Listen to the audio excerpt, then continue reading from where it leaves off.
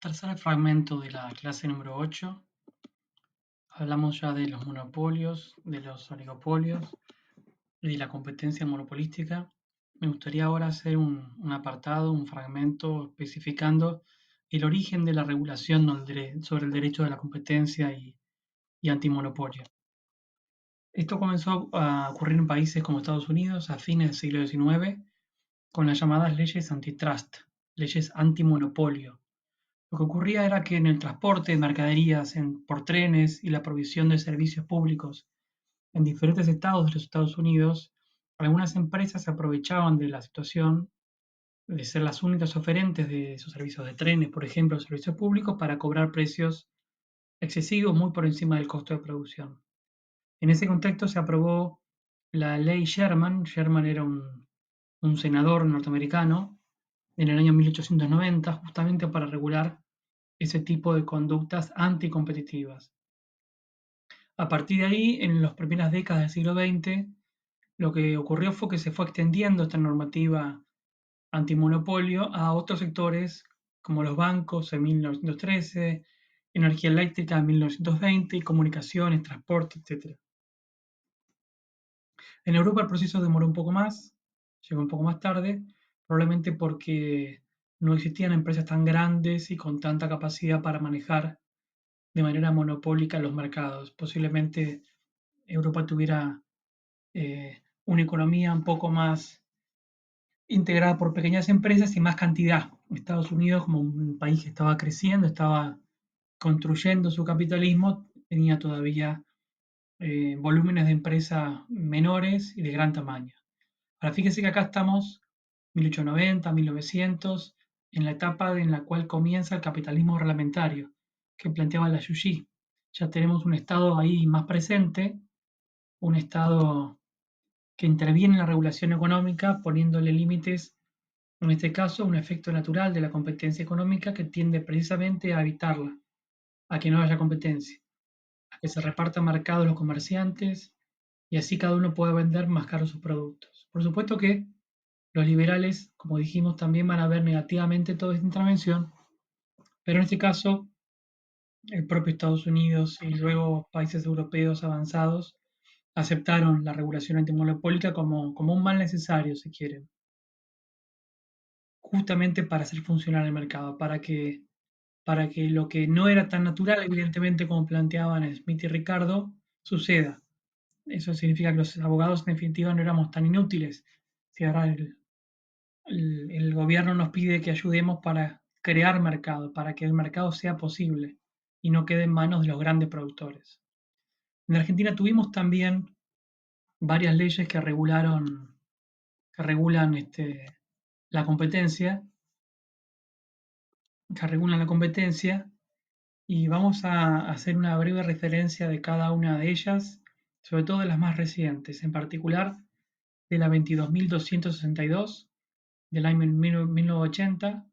Después tenemos en el año 99 la ley 25.156, que tuvo algunas modificaciones a partir de la ley 26.993 del año 2014, y la ley, finalmente la vigente, es la 27.442. Estas modificaciones entre esta primera versión y la segunda versión fueron significativas, pero en adelante, a partir de la ley 99, las modificaciones no fueron de fondo, digamos. Si uno se pone a estudiar la ley 25.156, el 90% de lo establecido allí se va a mantener vigente actualmente en las dos leyes posteriores. Pero quiero que ustedes tengan un poco la noción de cuáles eran las orientaciones de cada una, de para dónde iba cada una. Lo primero que hay que decir es que estas leyes vinieron a ocupar un lugar relativamente vacío con el fin de restringir comportamientos anticompetitivos, como por ejemplo los acuerdos horizontales. Esto que yo decía, reparto de mercados. Las dos heladerías que dicen, yo no hago reparto de acá para allá y vos no haces reparto de acá para allá. Como que dicen, no, mira, de aquel lado yo no reparto. O acuerdos verticales, que son acuerdos entre competidores, por ejemplo, entre mi empresa que produce enlatados de tomate y el proveedor de tomate. Si yo tengo un acuerdo para que el proveedor de tomate solo me venda a mí, mi competencia va a tener que conseguir otro proveedor. O a lo mejor se queda sin materia prima y le impido ingresar al mercado. Sería un acuerdo vertical. Un productor que hace una actividad con el que hace la actividad previa. ¿Eh? También estas leyes vienen a regular lo que se llama el abuso de posición dominante, al cual vamos a definir un poco más en un rato, pero digamos en términos generales que se refiere al monopolio, y también van a regular lo que son las fusiones entre empresas competidoras, también llamadas concentraciones empresarias, en las que en ciertos casos se va a requerir autorización, una autoridad de aplicación, previo a esos acuerdos. Hay varios temas dentro de las leyes que vamos a mirar. Uno de ellos es la competencia de los tribunales para resolver los conflictos o en todo caso para resolver las medidas que adopte, sanciones en general, que adopte la autoridad de aplicación, que es un organismo dentro del Ministerio de Economía que se llama Comisión Nacional de Defensa de la Competencia.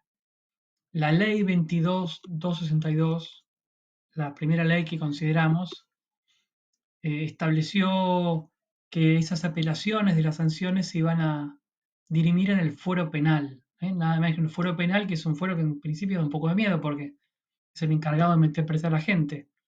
Así que fíjense que tiene un carácter penal la ley de defensa de la competencia. El que lo cumpliera tiene que habérsela con un tribunal penal. Piensen que en 1980 estábamos en plena dictadura militar. Esta ley no regulaba, por ejemplo, las fusiones entre empresas. Yo mencioné antes, bueno, esta ley todavía no regulaba fusiones entre empresas. Es decir, que la posibilidad de disminuir la competencia porque una empresa compra su competencia, compra a la que, con la cual tenían una puja de mercado, no, todavía no estaba regulado. Pero sí esta ley lo que hizo fue crear el organismo este que mencioné, la Comisión Nacional de Defensa de la Competencia, que era una entidad técnica que está encargada de hacer cumplir la ley y preservar la competencia en los mercados. Ahora sí, la siguiente ley, la ley dictada en la década del 90, pero ya a fines de la década del 90, es la 25.156. Esta es una ley de la época de Menem, una orientación neoliberal, y es significativamente mejor que la ley de la dictadura, que era incompleta. Y bueno, esta nueva ley lo que hizo fue definir con mucho mayor precisión cuáles iban a ser las conductas reprimidas por dificultar la competencia. También lo que hizo fue introducir un procedimiento administrativo de investigación y prevención de esas conductas. Y por último, reguló las fusiones, que es lo que yo decía que no había todavía en la ley anterior. Regular las fusiones. Ahora, para que tengan una especie de mapa de lo que la ley 25.156 hizo, eh, podemos tratar de esquematizarla de esta forma. Esta ley lo que hizo fue dividirse en tres fragmentos de la ley. Por un lado, lo que va a hacer es regular comportamientos. Con regular comportamientos que sean violatorios de las reglas de competencia, comportamientos que afecten a los consumidores o comportamientos que impliquen, ahora sí, un abuso de la posición dominante con efectos sobre el mercado. Que déjeme en un ratito vamos a definir bien qué es. Y por último, o sea, comportamientos, acuerdos, por ejemplo, oligopólicos, cartelización, luego abusos de posición dominante, y después va a regular las políticas estructurales, que son aquellas que tienen que ver con las fusiones y las concentraciones. La ley también lo que va a hacer es crear un tribunal de defensa de la competencia que va a servir para darle mayor independencia, mayor legitimidad, mayor autonomía a la autoridad de aplicación, porque va a estar regido ese tribunal por funcionarios elegidos por concurso. Esta mayor legitimidad de las sanciones, que ya no iban a depender de un organismo político como era la Comisión Nacional de Defensa de la Competencia, que dependía directamente de un nombramiento del Ministerio de Economía.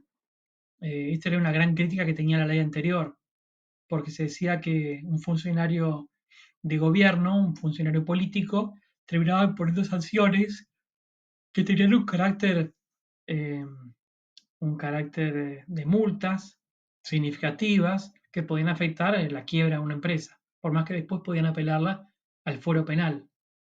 Así que crear un tribunal con autonomía, con nombramiento por concurso, era una forma de hacer legítima el accionar de estos organismos que son administrativos, están en el Ministerio de Economía.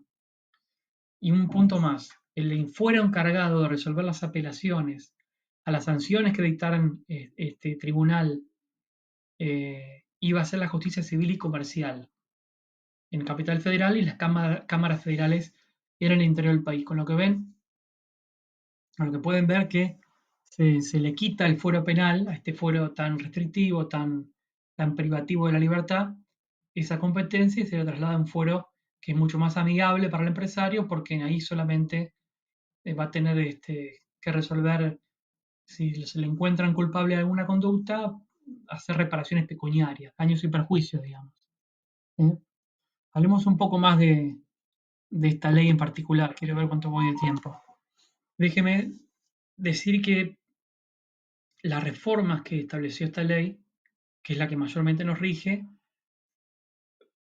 se dieron sobre el final de la década en la cual se privatizaron las empresas de servicios públicos, que pasaron a manos privadas, como yo conté, y que en esos años también lo que ocurrió es que hubo muchísimas fusiones de empresas, de parte de empresas grandes, de empresas multinacionales, que terminaron comprando empresas argentinas, muchas veces competidoras. Empresas que muchas veces, que en algunos casos eran símbolos, simbólicas para los argentinos, quiero decir, como la cerveza Quilmes, que cuando, no sé si ustedes eran chicos, pero las propagandas del Mundial eran cerveza Quilmes con la bandera argentina y todo eso, eh, o empresas como las galletitas criollitas, o las alpargatas marca Alpargatas, que pasaron todas a manos mayormente brasileras.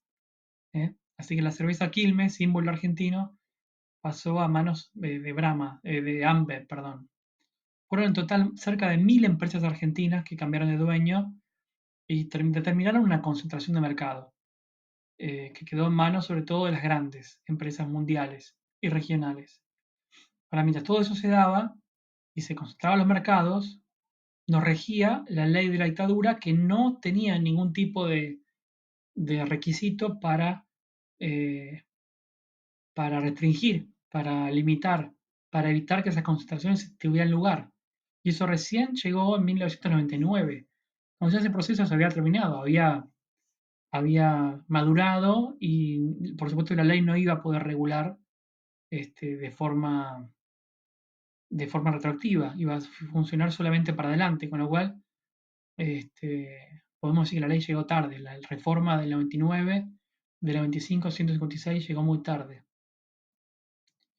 Con lo cual, si a eso le sumamos lo que también dijimos otra clase anterior respecto de la ineficacia de los entes reguladores para hacerles cumplir los marcos regulatorios a los servicios públicos privatizados y concesionados, y las grandes empresas que se crearon, es como que ahí les doy un marco para explicar por qué el aumento de la pobreza, de la desocupación y la quiebra de empresas durante tantos años en la década del 90, cómo los marcos regulatorios no fueron suficientes,